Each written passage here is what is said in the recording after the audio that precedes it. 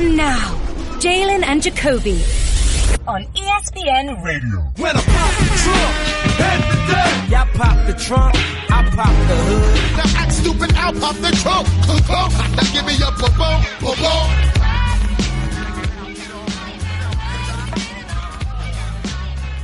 boom. What up, though? This is a special edition of Jalen and Jacoby. And I have the pleasure of being joined by not only my good friend, but one of the more talented individuals in multimedia. Jalen and Jacoby fans, please give it up for Amin El Hassan.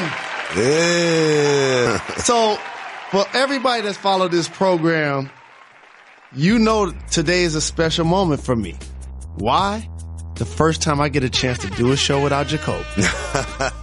This is the first actual time of me in 7 years I've done this program without him. Does the guy never go on vacation?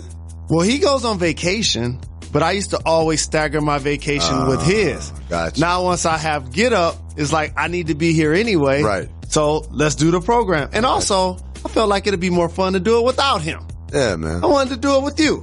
And I'm glad you took the time to be here with us. Appreciate the love. I'm glad. Thanks for having me. So let's get into some things, my brother, please. Oh, but you know what? Hold on. I got to do one other thing. Regardless, I know my brother Jacoby's on vacation and all, but still, we get the people what they want. EA Sports. They've been under fire of me. Oh, man. Because Colin Kaepernick's name was not used in the verse dropped by Big Sean in the song with YG. Now the CEO of EA Sports calls YG after editing Cap's name out of his song. What's your thoughts on that? Oh, man. It was just such a ridiculous story, and their explanation was so weak. That's the thing. So if you're going to do it, puff your chest out and do it. Puff your chest out and do it. But don't, we didn't know if we had clearances. Man, I'm telling you, like so many people who work in the video game industry. I know people who work in the music industry, and none of them have ever heard of you can't use a lyric because it references the name of someone because then you might have to pay them. Come on, man. It was so weak. And so that was the thing that really turned me off and upset me about it. But, you know, Madden been trash anyway as a video game for a couple of years now. Let's be real here. I do a lot of singing. I do a lot of rapping. I do a lot of paraphrasing. And I agree with you. If that is something that can get you in trouble, I would have been gone a long time ago. Like everything. Think about how many songs reference other people's names. Oh, no, you can't say that one. No, we might have to pay him. Like, that doesn't make sense. And it's not like this is some small video game company. You're EA Sports. It's your first time doing this? So here's my thing. If you didn't want to use Kaepernick's name, then don't pick that song. Right? That's where I was going. This could have been avoided just by picking another record. Like, there has to be somebody in the room that says, hey, guys, you know there's a reference to Colin. How do you want to deal with this? So this is now something that gets squashed before it even becomes an issue for the actual video game. So I agree with you on that. And for Colin Kaepernick and Eric Reed now, the two individuals who took the first knee, it's no coincidence they're not in the NFL. First of all, let me go down this road a little further. Let's go there. Do you think that it wasn't just we're editing out because of this? The reason that they picked the song, they kept the song, is because they're trying to send a message. Message coming not from EA Sports, but from the entity that licenses Madden exclusively to EA Sports. Remember we used to have NFL 2K? That game don't exist anymore. You know why? Because the NFL decided we're going to have an exclusive deal. There will be one football game. It will be Madden. And so that's why we don't have an NFL 2K or any other quarterback club or any other games that we had back in the day. So is this the NFL kind of saying, hey, man, put a little extra hot sauce on that one for him? And I'm glad you went there because that now makes me think about Jerry Jones. And I took personal how it's one thing to hope and want your employees to stand for the anthem, but I think he went a little too far with the whole toe the line thing. And as Richard Sherman said, it sounded more like a plantation type mentality from him. And I think that now put Dak Prescott in a unique spot. Somebody shows up with a microphone, puts it in front of his face, and now he has to answer, in theory, what seems to be a company line. Right. You got to answer for someone else's opinion. Correct. Yeah. And so it almost makes him, to a lot of people who are socially and politically conscious, look like he's selling out. Did you see the mural that went up in Dallas this weekend? No.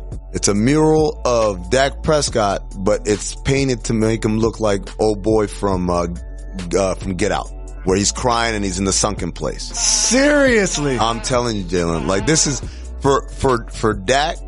This is going to be like a moment in his life and his career because he went from someone who was beloved, and now this is like you done lost everybody or lost a lot of people. I should say. Because people pay attention, and when Cam Newton lost his endorsement with Dannon, it seems that they were in the market to have a black quarterback be that person.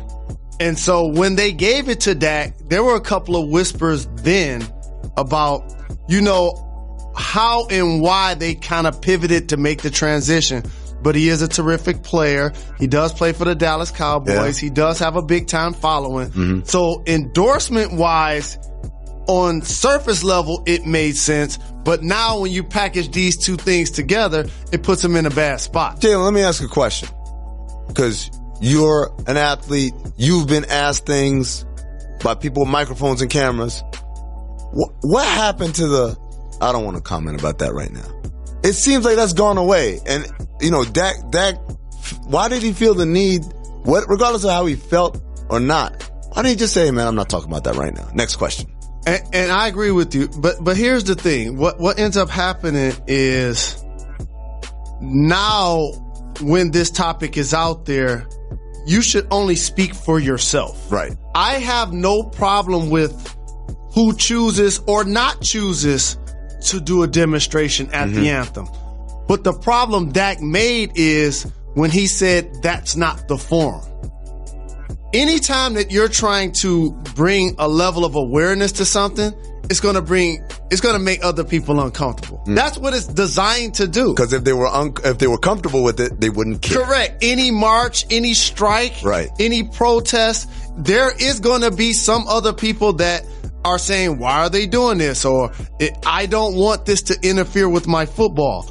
And so that was the part I think he tried to backtrack a little bit, because you can't question why other people are doing it.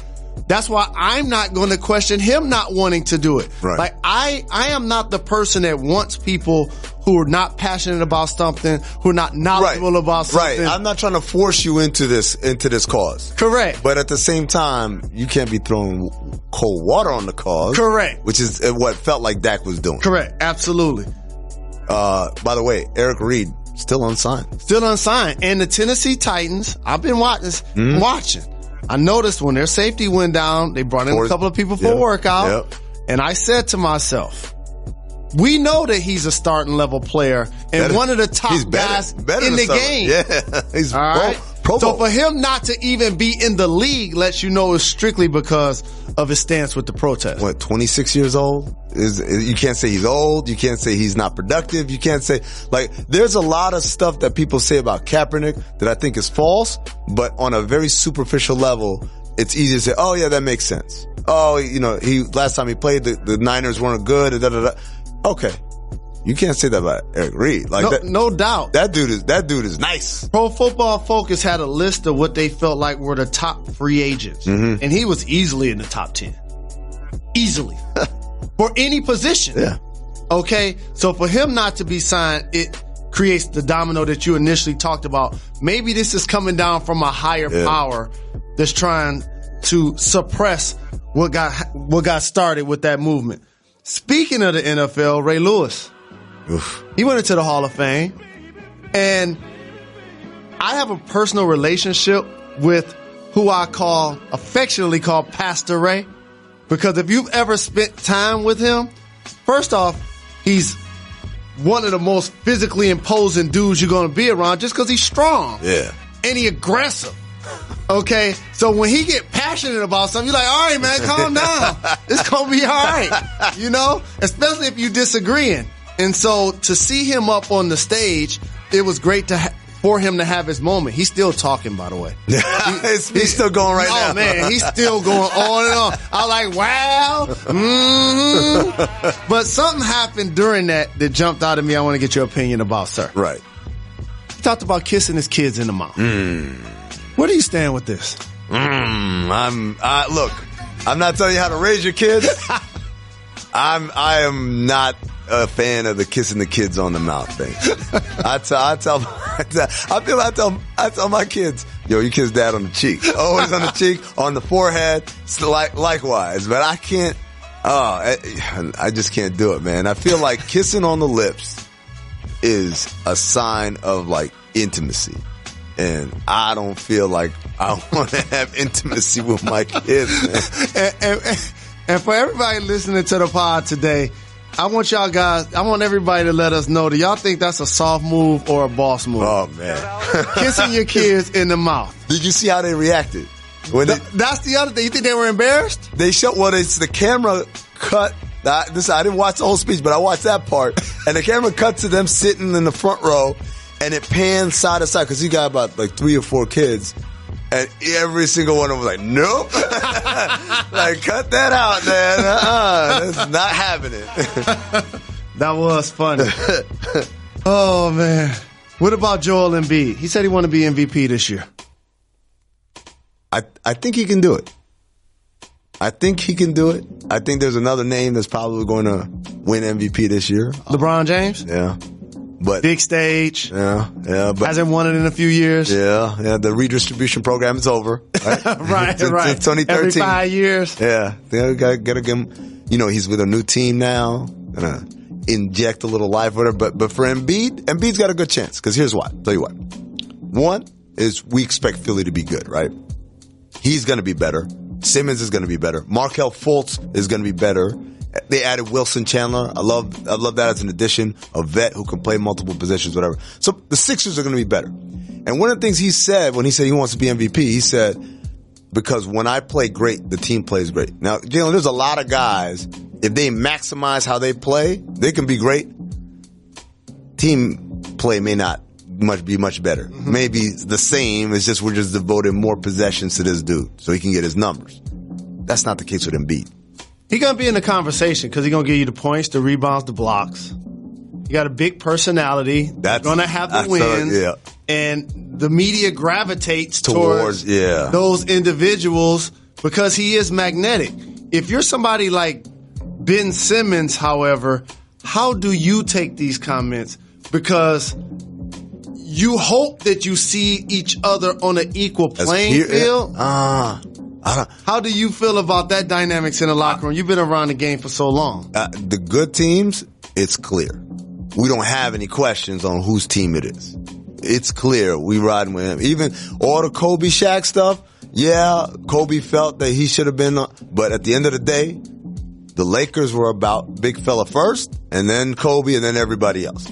Without that clarity, you just have chaos, man. You got to have definition of roles. That's what LeBron was talking about to them kids, those 12-year-olds, when he was telling them, look, you got to accept your role. You got to find out what your role is and accept it, because otherwise you're going to be one of those guys that's not playing. And so, obviously that ain't going to happen to Ben Simmons. Right. But for the Sixers to go somewhere, and we all expect them to go somewhere, you got to have that clarity. And to me, it's clear that Embiid, at least for now, it's his team. And also for Joel, I think the key is just going to be to stay healthy. Yeah, absolutely. Can he now have a season where he plays 70, 75 games? You touched on it though, man. The biggest thing, he's a great player. But the biggest thing is he got a personality. People like him and they want to like him. And so he's going to have a PR campaign that's not even official, an unofficial PR campaign from Twitter, from writers, and obviously him on his Instagram. Like, he just has a way of making people feel happy when they're talking about Embiid or talking to him. I think that's going to help him with the voters and going to feel like a warmth towards him. I was trying to think who's the last, or not the last guy, but who's a guy like that from back in the day where his great player, but his personality also carried. I said Charles Barkley. Charles Barkley. Right? Is he the modern day Charles Barkley? Yes. Because that's who Charles was. And for anybody that wants to be a public figure, rule number 1, be who you are off wax, on wax. Mm-hmm. When people see that you're genuine, then they're going to ride with your missteps. Right. Joel Embiid says some things that probably people don't like. Charles Barkley did some things that people don't like. But when we feel like they're being genuine to who they are, it's not like I got you. Yeah. But when people see you as, wait a minute, that's not really who he is, but he playing an image. That's what happened to Tiger Woods. Yeah, absolutely. Absolutely. By the way, you know what my favorite Charles being who he is, off wax, on wax story? Remember when he threw the guy out the bar window? Yep. And they asked him, do you have any regrets? He said, yeah, I regret the bar wasn't on a higher floor. Like, that's a real double down. Right. Well, I got a funny one for you. This actually happened at this year's NBA Finals. Having a couple of beverages, a gentleman comes up and he wants to talk to Charles about the Cleveland Cavaliers. And it ain't the time and or the place. Right. It's a few of us. We're all having a conversation or whatever. And he said something out of pocket. And of course, out of all people, I'm the person that needs to be the mediator. And Charles told the dude, he was like, you're lucky you're wearing glasses. And then the dude was like, why? Because he's like, 'cause I don't want to get no glass in your eye when I punch you. Wow. Yo, again, man. That's what, 55-year-old Chuck, man. Yes, indeed. So I agree with you. Want to do the show?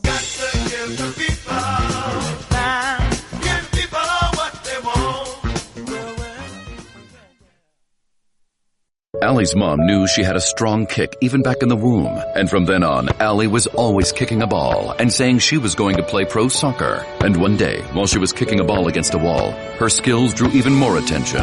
Her boss said, "Could you please stop that and get me those quarterly numbers I asked for?" Turns out Allie just wasn't that good a talker. But she was a good accountant. That's why she switched to Geico. She knew they could save her a bunch of money on car insurance. And she sure wasn't ever going to make that pro soccer money. No, sir. First and foremost, the President of the United States, he took a shot at LeBron James on Twitter. I know he probably has a lot of other things he could be doing with his time. A lot of stuff and or his energy, but he's kind of passionate about what's happening in and around the sports world. And as you can see up on the screen, LeBron James was just interviewed by the dumbest man on television, Don Lemon. He made LeBron look smart, which isn't easy to do. I like Mike. It's a lot to unpack. Oh, I mean, what do you get from that? First of all, you're right. Beyond running a country and all that, you've got stuff happening in your life that's just a little bit more important than what the basketball player said, right? But for him to pick on LeBron at this week, right? This week what happened for LeBron, what he did opening that school, the amount of goodwill, the amount of inspiration. You see how many athletes talking about, I want to do something, I got to do something.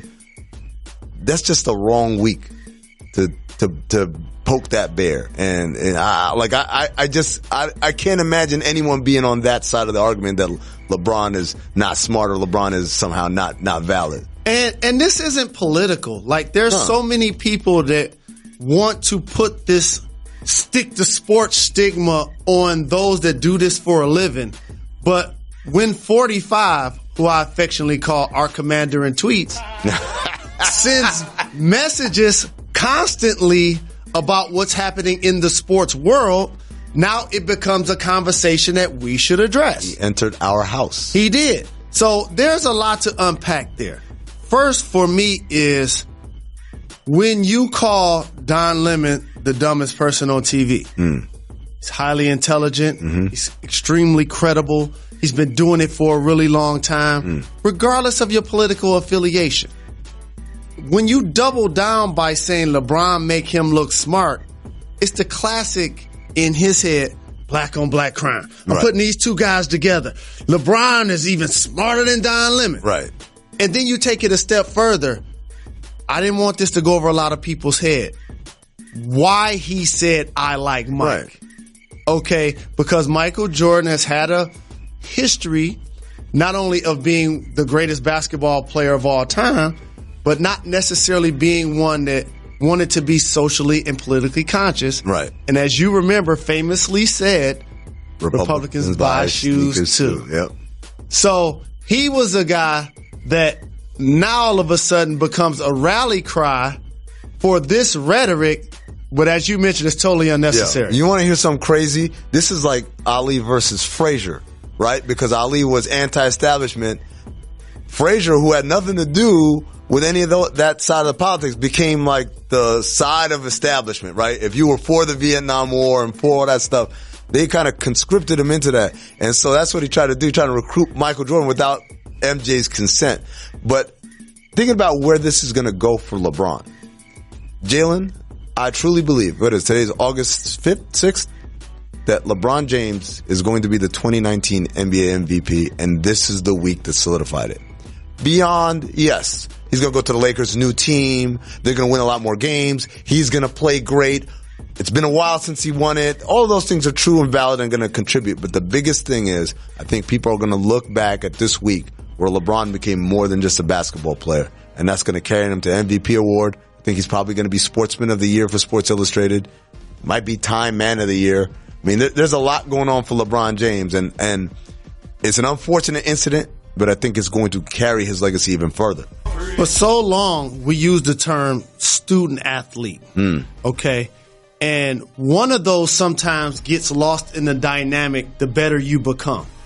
And how many points you score a game becomes the headline. And a lot of times what you do as a student gets left behind.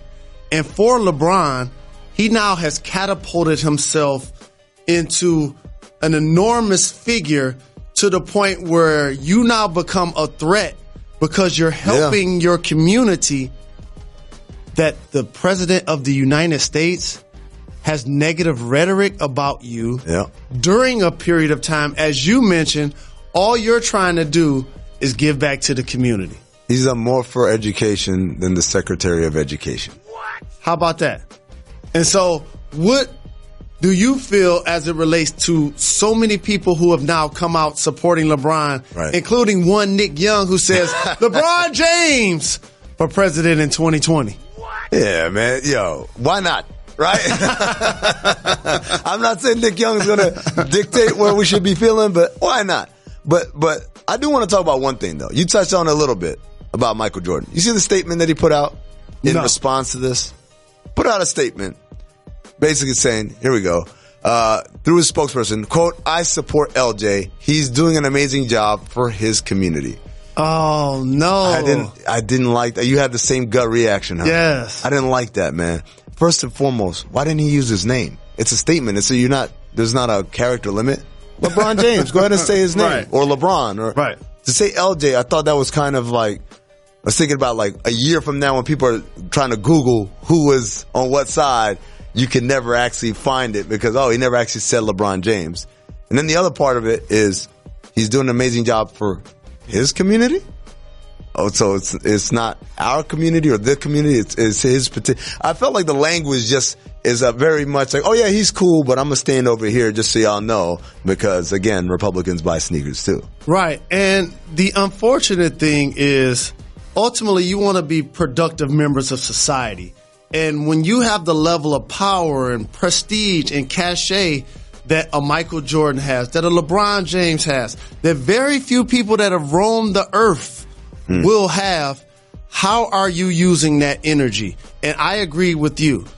Once I saw his statement, it seems like it was more dismissive. It was more like a stiff arm to not the world in general to be a better place. Is like what he's doing in his community. Yeah. And so that's why I was happy that so many people came out, whether it's Jeannie Buss, Adam Silver, in support of LeBron and in support of the movement, because this is what we want our citizens to be. Right. You want those that are willing to help others, especially in the time of need. But if you're LeBron, would you respond to this?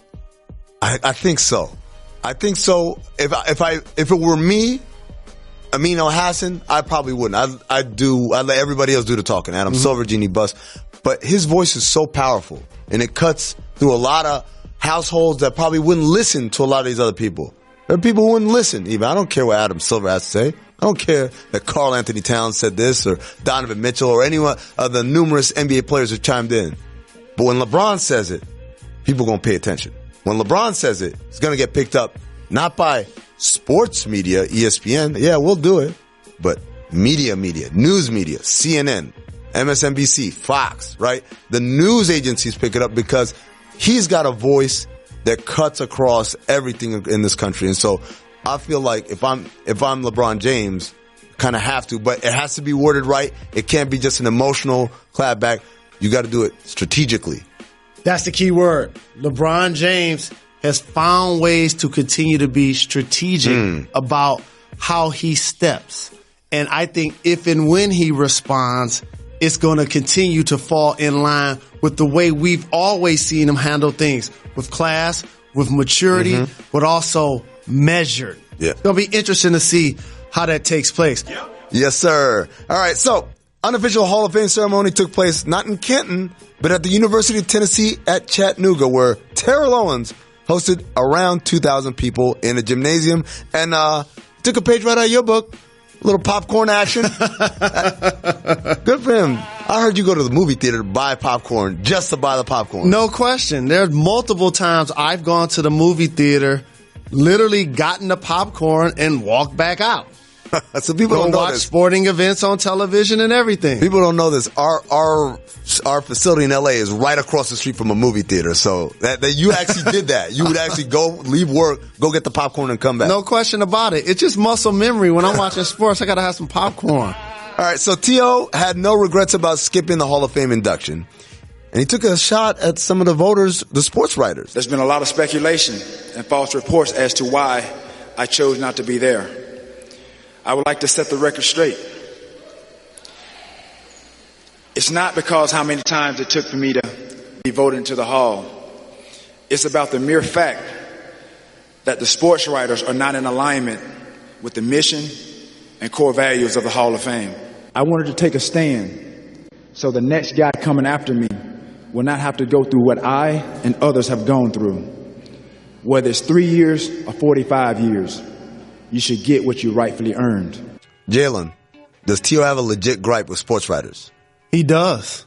And not only because he should have been a first ballot Hall of Famer, because there are a lot of great players that don't get in the first time, whether they deserve it or not. It's the fact that when he didn't get in, it became an assassination of his character. Right. And that narrative is one that continues to carry long after he's done playing, long after he finished playing football. And each time he didn't get in, now the conversation continued. Right. And it became personal. And when somebody does something to you that you don't like, how do you respond? And for Terrell Owens, this can be considered a selfish act. But guess what? Who's the guy who famously said, I love me some me? That's the reason why we're talking about his Hall of Fame induction first, and not the one that actually happened in Canton. Yeah, my favorite part of his ceremony was someone yelled out, "We love you, T.O." And he said, "I love you too, but I love me more." my point exactly. On brand. Absolutely. And so this will be the exception, not the rule. I don't think many players would choose to take this route. And so I applaud him for enjoying his day, having his day his way. I don't have a problem with him doing his own day. I just, when people blame the media for stuff, sometimes like the media, like Chris Rock, the media, you know, like T.O. is not the first athlete to have negative things written about him. Now, it's an absolute travesty that he didn't get in on the first ballot. Absolutely, there's no guy's the second best receiver of all time. Right? Arguably. He's not the 7th or 9th best of all time. He's arguably the 2nd best of all time. So the idea that he had to wait is kind of ridiculous. But at the same time, his gripe is with the voters. I know some of the voters are writers, but those specific people is who his gripe is with. writers and the media as a whole, I feel like that's a little too much. But also, too, there's a level of being phony. And if he would have gone, he would have shook hands and kissed babies with all of the people that he's talking about. Yeah, well, I guess so. Hey, in the real ceremony that took place in Canton, they unveiled the busts, right? The bust of all the Hall of Fame inductees. And, I think given that they're busts, there's a little statue news. We got to turn to our senior correspondent, our most advanced statue analyst that we have, Jalen Anthony Rose. Yes, indeed. Take a look at this bust right here of Ray Lewis, and give us your thoughts. Yeah, it's not him. It doesn't look like him. I'm trying to figure who it looks like. Marvin Harrison. It looks like Marvin Harrison. Is that like the late great Steve McNair almost? Oh yeah, little Steve McNair action, especially with the goatee. Yeah, I can see that. I appreciated the effort, but it doesn't look like Ray. Mm-hmm. But the one that they nailed was Randy Moss. Oh yeah. Oh, his was perfect. His was fly. The first dude to go into the Hall of Fame rocking cornrows. I saw the E60 about how they make the bust, and it was really fascinating. I do have to point out, in this studio, we have a Jadakiss right behind you. We do? Yeah, I forgot about that. The problem I have with that bust, he's got hair. Yo, the prime of his career, he was rocking a baldy. You can't have a bust with the hair. Come on, man. With waves in them. And he got waves. Come on, man. I got to hit up Kiss and ask him about that. Yeah, that's a little much. That's a little much. Ray Lewis wasn't just about the little dance that he did. He also had a really curious thing that he said. He said, Ray Lewis said that the crime rate in Baltimore decreased because he was playing for the Ravens. And here's a quote. When I played, crime went lower in Baltimore. It's like nobody needs to be mad now. It's like everybody wants to be happy and celebrate. That's a direct quote from the man. There's no setup. That's just that. So Ray's my man, $100,000.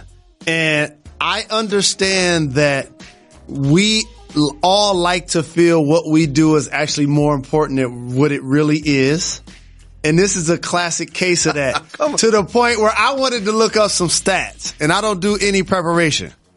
The crime rate when Ray Lewis was at his MVP height in Baltimore was actually extremely high. Higher than it is right now. Come on. As a matter of fact. It's like, why would he even say that, though? Let's just assume that it wasn't. Maybe the crime did. Why would he say that? He's bringing peace in the streets of Baltimore, between the east side and the west side. Prop Joe and Avon Barzell shaking hands because of Ray Lewis. Come on, man. Well, that's just a correlation you probably shouldn't make. Especially him. While you're at the Hall of Fame. Well, especially him. Yes. I wouldn't even want to bring up violent crime anywhere around me. Let's get right into a game that needs no explanation. Soft move or boss move? All right, Jalen. Yes, indeed. First and foremost, you were posting pics of yourself on vacay last week in South Beach. I need a vacation. Versace. That looks awesome, but I want to focus on the big picture here. Couples wearing matching outfits. Soft move or boss move? Always a boss move when you lock in step with your mate. For all of the single guys out there, that's why you're single. Okay, you have to find a way to not only enjoy, in our case, being on vacation, but trying to bring some style, trying to bring some fresh, trying to bring some flavor. And so growing up, I used to see that all of the time. Couples dressing up to go to the mall, go to the park, or things like that. So we felt it was fun. We felt it was fly, so we did it. Whose idea was it? It was her idea. Okay. Happy wife, happy life. Moving on. Kelsey Grammer. You may remember him as Frasier. Says his fourth wife's name is tattooed by his crotch to prevent him from cheating. Tattooing the name of your significant other. Soft move or boss move? Tattooing it at all? At all. That's another boss move. Okay. Just think about it like this. Normally, people who have tattoos have multiple. Okay. So to add the name of somebody that you adore, it shouldn't be that hard. Now, to do it near your crotch, that's a soft move. That's not going to be able to do it. Nothing below the waist. I mean, here's my thing. You got to look down to get a reminder? I'm just saying, if you're Kelsey Grammer, right? If you're Kelsey Grammer and someone's throwing it at you because you're Kelsey Grammer, the name's not going to scare them off. Correct. And you know what else? And here's the other thing. You clearly got to use some contraception. They won't see it. I don't want anyone with a needle anywhere near down there, man. Moving on. There was a congressional candidate whose opponent revealed that he apparently dabbles in Bigfoot erotica. He's writing porn books about Bigfoot. In the wake of this scandal, sales for Bigfoot erotica are now climbing the rankings on Amazon. Leads me to my question, who prefers to read their porn? Jalen, reading porn, soft move or boss move? Porn, period, is a boss move. You got to find a way to entertain yourself. Reading it? But reading it, I mean, you got to have the mental visuals of what's taking place. Even though Jacoby's not here, we vowed to give the people what they want. Big shout out to Amin El Hassan holding it down. Shout out. Let's hear some voicemail. Hey, what's good, fam? It's your boy Connor from Tulsa out here in the 918. Shout out to Tulsa. I got a question for y'all.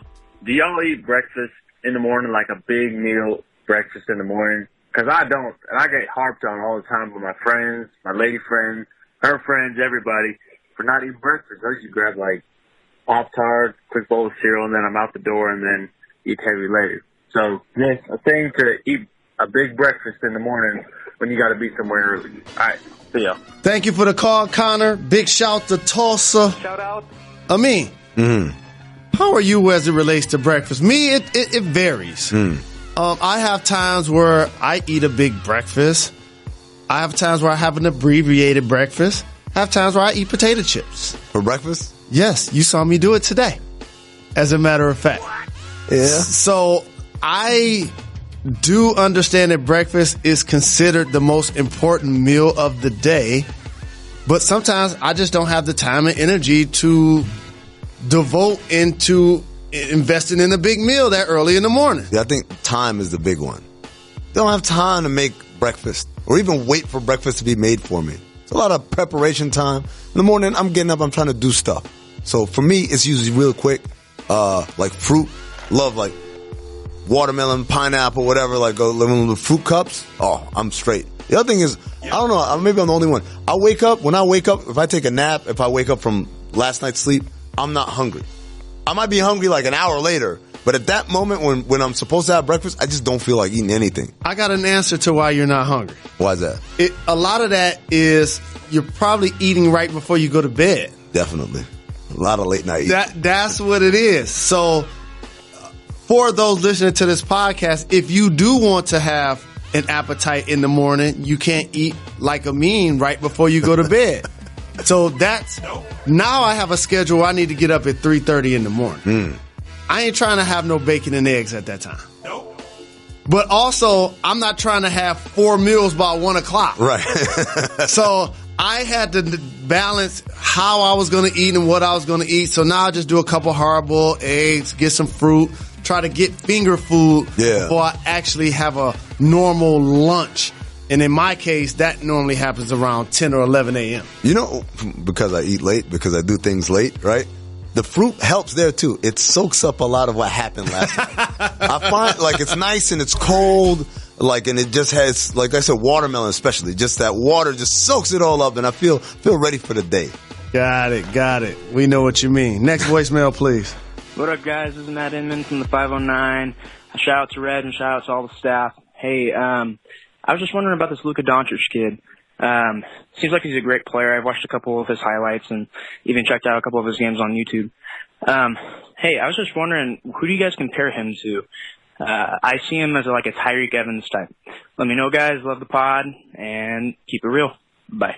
Thank you for the call. Big shout to the 519. The Dallas Mavs, in my opinion, got a gem when they took Luka Doncic. I'm not mad at the comparison that you make with Tyreek Evans. two below the rim type players that can handle the ball, can play off the ball. I think Doncic is a remarkably better shooter with range than Tyreke Evans. What do you think about that comparison? Who does he remind you of? To me, he's like a not athletic Ben Simmons, right? I'm not saying he's not athletic. I'm just saying he's not the type of athlete that Ben Simmons is. But when I think about Doncic, the biggest thing is his passing. And you know this, Jalen. Some of that stuff when you're playing in the league is because of experience. I've seen this coverage, these defensive coverages before. When we come to the pick and roll, I can instantly read it and know where the passes are, the passing lanes are. And then you obviously have to have the skill level to be able to deliver it in the pocket that's available. But when you talk about a guy who's 18, 19 years old, being able to make those reads, man, that's touch from God, man. That's not years of studying film and opponent tendencies. That's just supernatural. LeBron talked about, someone asked him, like, how did you become a great passer? He said, I started playing basketball at 8, 9, 10 years old, which, by the way, I was shocked. He didn't start playing basketball until he was 10. But he said instantly he knew he could see things that other people couldn't. He could see plays develop before anyone else knew what was happening. And so for me, Tyreke Evans is a big passing guard, but he didn't have that next level passing ability like Doncic has, like Ben Simmons has, like LeBron has. Those are the kind of guys I think about. And it's a difference between being a willing passer like a Tyreke Evans and somebody like Doncic who passes people open. Man. That's what you're talking about. He knows you're open before you know you're open. Correct. That kind of stuff. Correct. And I think he has a chance to have a long, successful career. You giving him Rookie of the Year? No, because the Rookie of the Year always goes to the guy who just got buckets. And in Dallas, he's playing with Dennis Smith Jr., who's an excellent player. He's playing with DeAndre Jordan is going to be a big I think the Mavs are going to be a good team. And so because you're going to be a good team and you're playing for Rick Carlisle, by the way, point guard, and I know he's not a point guard, but he's going to be playing for Rick Carlisle. You about to have the joy sucked out of your life. Yes. So, no, he's not my Rookie of the Year. My Rookie of the Year, I think, is going to be DeAndre Ayton, man. I think Ayton, he's going to have enough opportunities to put up numbers out in Phoenix. Yep, his points and his boards are going to be there. Reg, toss it to the next voicemail. Jalen Jacoby, what up, though? Shout out to Reggie. I got to keep it real simple. Cultural or regional or universal? The game of dominoes. I need to know. The game of dominoes. Is it cultural, regional, or universal? Get at me. Have a good one, guys. Give you a checks. Thank you for the call. Appreciate the love. Shout out. I can't wait to get your take on this one. My answer? Say regional. Nah, man. Come on. You think universal? Universal, man. Because, first of all, it can't be regional because we all play it, right? We all don't play, including me. You don't play dominoes? No. But you know people who play dominoes. You grew up with people who play dominoes. I've sat and watched it be played for hours. Same with poker. And for some reason, I never played. Ah, man, you got to play bones, man. Yeah. But it's not a foreign game, right? I'll give you an example. Like poker, I didn't know anybody playing poker growing up. All the people I knew played spades. They played spades. I play spades. And play whist. I play whist. Yeah. I play tonk. Yeah, tonk, yeah. So those are the games that I knew, card games growing up. I didn't play them, but I knew everyone was playing them. I never knew anyone playing poker, not until I started working in the league and being on the plane. And then everybody was playing. And then that was, I don't even know if that was just because the world was poker crazy then. It was on TV and stuff. But that's when I first started seeing people in front of me play poker. Dominoes, though? Come on, man. Anywhere you go in this country, man. Le Batard just had a big festival in Miami this weekend, and the major part of the festival was a domino tournament. You had Don Van Natta down there. You had George Sedano down there. You had Poppy Le Batard down there. All these guys playing dominoes. I think dominoes universal. Yeah, I got to roll with you on that. I think universal, too. I just don't play. I need to get into it. It's fun, man. It's a fun, and it's a partner game. You could play individual, or you could play in fours 2-on-2. And it's just like spades, man. You throwing alley-oops that you think your partner can catch. And that's the fun of it right there. Yep. It's a fun game, man. I got to get into it. When you slam that last domino, make it all, the table start shaking and stuff. Like Ice Cube and Boys in the Hood. Absolutely. Domino. Thank you for listening, watching. We appreciate your support. We've been doing this program for 7 years. It is my first time doing it without Jacoby. And I am so happy. Amin El Hassan doing a great job of filling in. We'll be back tomorrow. Like KRS-One says. Done. We're not done. We're not done. Got to give the people time. Give people what they want. They my little guys. I love them.